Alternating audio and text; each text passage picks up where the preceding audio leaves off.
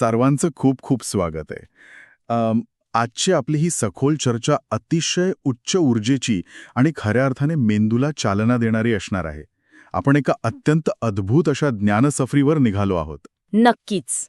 आणि ही चर्चा इतकी गुंतागुंतीची आहे की त्यासाठी आपण अनेक वैज्ञानिक शोधनिबंध, तत्वज्ञानाचे सिद्धांत आणि सैद्धांतिक भौतिकशास्त्राच्या नोंदींचा अगदी सखोल अभ्यास केला आहे. हो, कारण आपला आजचा विषयच तसा आहे.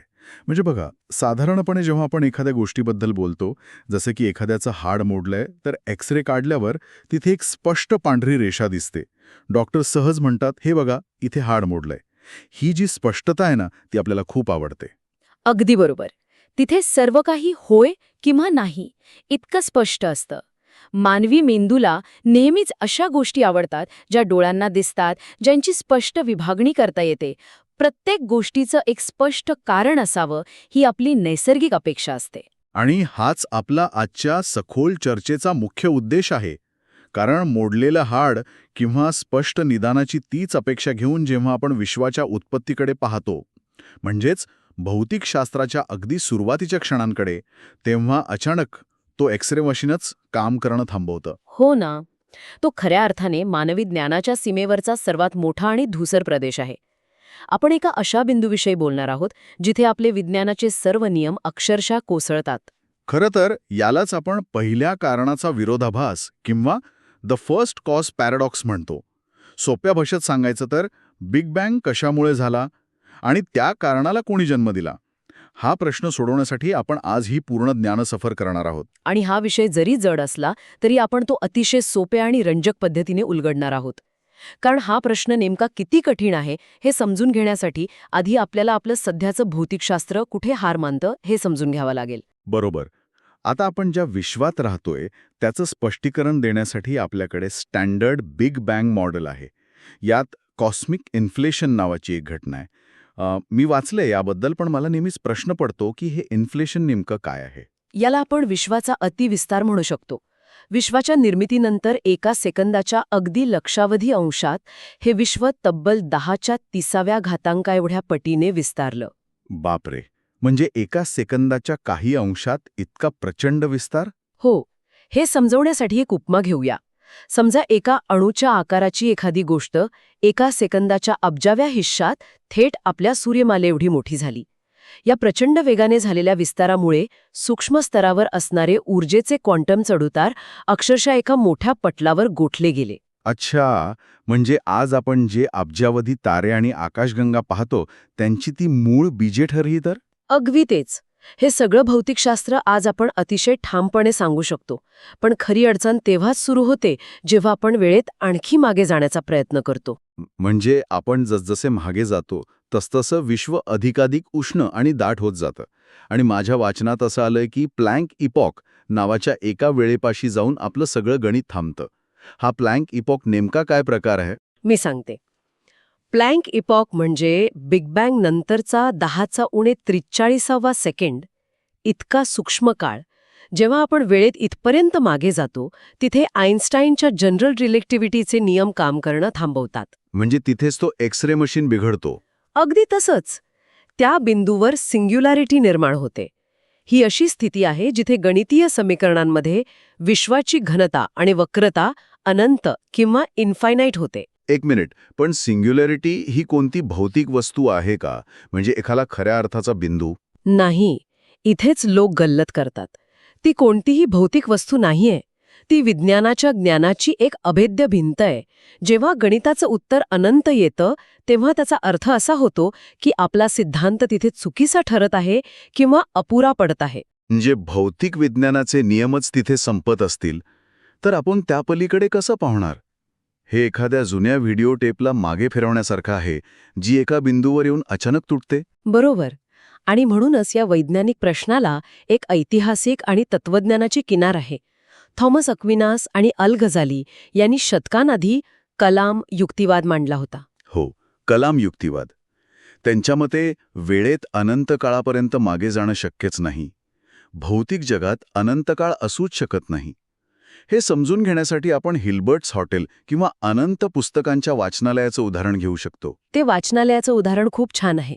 या उदाहरणातून अनंत या संकल्पनेचा विरोधाभास अगदी स्पष्ट होतो. बघा, समजा एका वाचनालयात अनंत पुस्तके आहेत.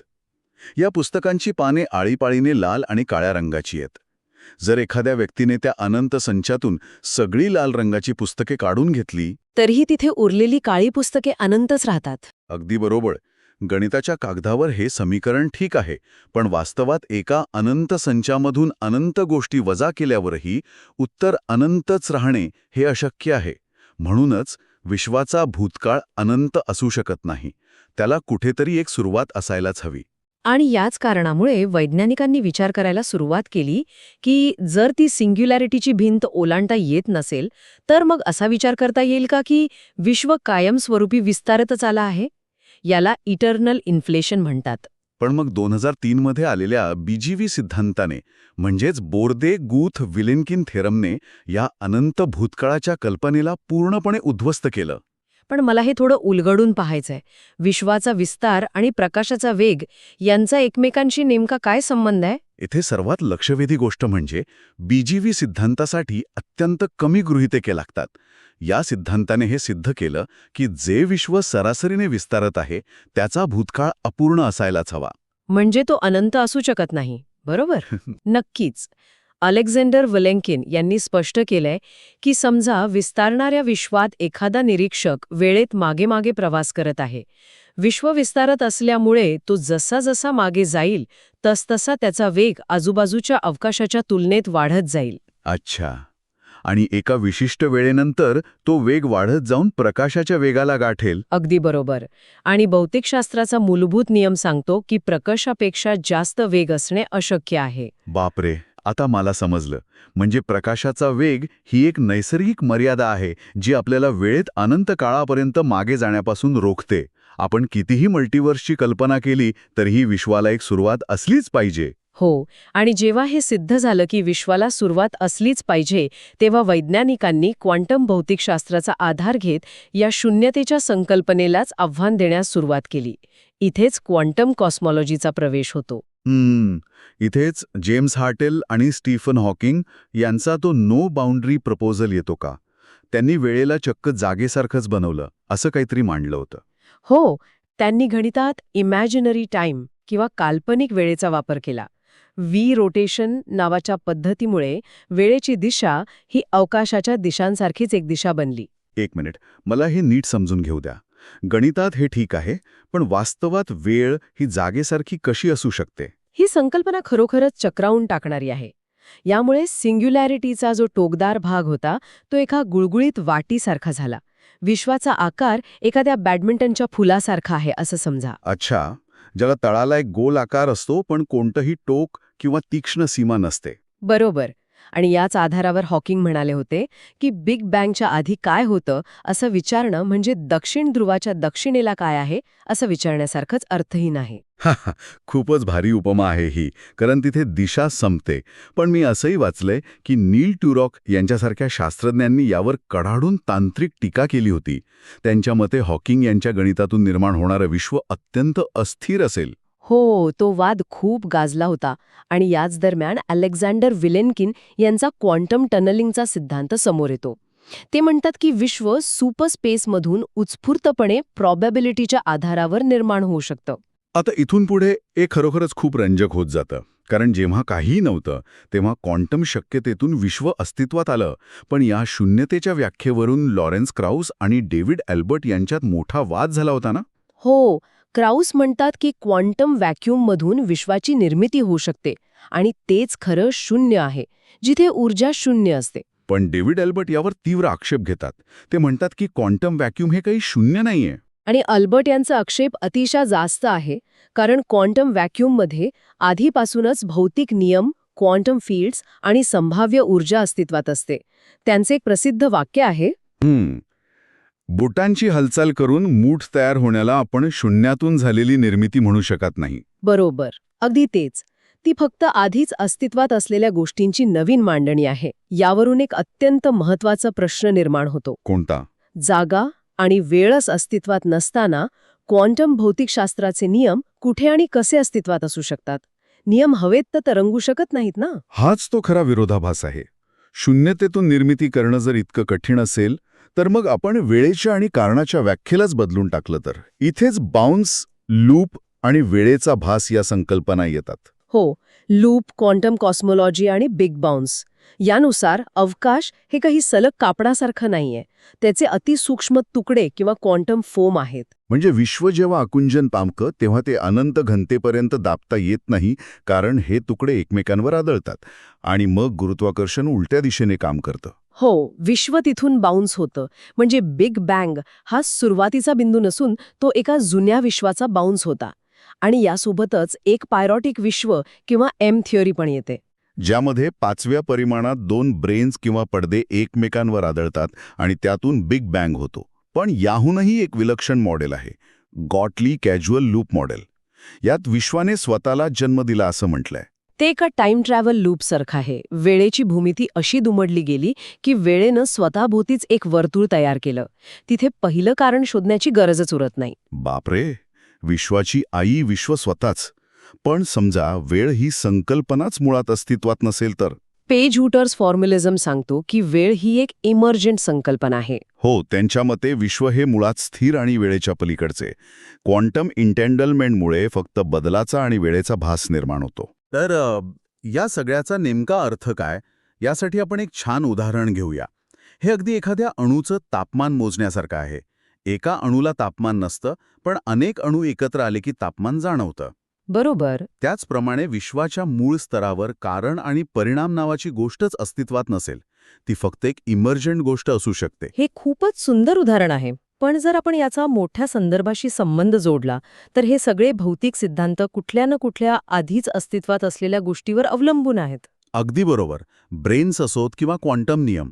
पण ही मूळ चौकट अस्तित्वात का आहे याचं उत्तर विज्ञानाकडे नाही, म्हणून आपल्याला पुन्हा तत्वज्ञानाकडे वळावं लागतं. कारण विज्ञान केवळ एका स्थितीचे दुसऱ्या स्थितीत कसं रूपांतर होतं हे सांगू शकतं, पण विश्वाला उत्पन्न करणारी यंत्रणा मुळात का अस्तित्वात आहे हे सांगू शकत नाही. आपण ज्ञानशास्त्रीय क्षितिजावर पोचलो आहोत. आणि इथे प्रिन्सिपल ऑफ सफिशियंट रिझन विरुद्ध ब्रूट फॅक्ट्स असा वाद सुरू होतो. शॉन कॅरोल आणि ग्रॅहेम ओपी म्हणतात की विश्वाच्या अस्तित्वाला कोणत्याही कारणाची गरज नाही. हो, त्यांच्या मते विश्व ही एक ब्रूट फॅक्ट आहे. ते फक्त अस्तित्वात आहे. मानवी मेंदूची सवय पूर्ण विश्वाला लावणं चुकीचं आहे. आणि यावर कडी म्हणजे मॅक्स टेगमार्क यांचा मॅथमॅटिकल युनिव्हर्स हायपोथेसिस. ते तर चक्क म्हणतात की गणित हे विश्वाचं वर्णन करत नाही, तर गणित हेच विश्व आहे. हो, सर्व शक्य गणितीय संरचना भौतिकदृष्ट्या अस्तित्वात आहेत आणि आपण फक्त त्या गणितातील स्वयंजागरूक उपसंरचना आहोत. आणि म्हणूनच आपण असं सुव्यवस्थित विश्व पाहतो, कारण अँथ्रोपिक प्रिन्सिपल सांगतं की जर विश्व असं नसतं तर आपण ते पाहण्यासाठी अस्तित्वातच नसतो. अगदी बरोबर. पहिल्या कारणाचा विरोधाभास हा अजूनही सुटलेला नाहीये. आपण बिग बँगपासून मल्टिवर्सपर्यंत प्रवास केला, पण मूळ प्रश्न तसाच राहतो. हो ना, पण मग सर्वांसाठी हा प्रश्न महत्त्वाचा का आहे? आपण याची पर्वा का करावी? तर यातून आपल्याला मानवी ज्ञानाच्या मर्यादा समजतात. अशा प्रश्नांवर विचार केल्याने आपली वैचारिक पातळी उंचावते आणि एका अफाट विश्वाचा भाग असल्याची नम्र जाणीव होते. नक्कीच, ही जाणीव खूप महत्वाची आहे. आणि म्हणूनच या चर्चेच्या शेवटी मला एक अत्यंत वेगळा विचार मांडायचा आहे. मानवी मेंदूची उत्क्रांती कारण आणि परिणाम या रेषीय वेळेच्या संकल्पनेवर झाली आहे. जंगलात सळसळ झाली की तिथे सिंह असेल, हा आपला बचाव करण्याचा जैविक मार्ग आहे. बरोबर आहे. पण भविष्यात जेव्हा कृत्रिम बुद्धिमत्ता अत्यंत प्रगत होईल, जी मानवी उत्क्रांतीच्या आणि जगण्याच्या संघर्षाच्या मर्यादांपासून पूर्णपणे मुक्त असेल, ती कदाचित या पहिल्या कारणाच्या विरोधाभासावर असा एखादा उपाय शोधून काढेल ज्याची आपण कल्पनाही करू शकत नाही. बापरे, हा विचार खरोखरच अंगावर काटा आणणार आहे. हो ना, कदाचित विश्वाची सुरुवात हे भौतिकशास्त्र नसून निव्वळ आपल्या आकलनाची मर्यादा असू शकेल. याच एका जबरदस्त आणि विचार करायला लावणाऱ्या प्रश्नासोबत आज आपण आपली ही सखोल चर्चा इथेच थांबूया. सर्वांनी यावर नक्की विचार करावा. आशा आहे की प्रत्येकाला ही ज्ञानसफर प्रचंड आवडली असेल. स्वतःच्या कुतूहलाला असंच प्रज्वलित ठेवा आणि असेच मोठे प्रश्न विचारत रहा. लवकरच पुन्हा भेटूया. सर्वांचे खूप खूप आभार.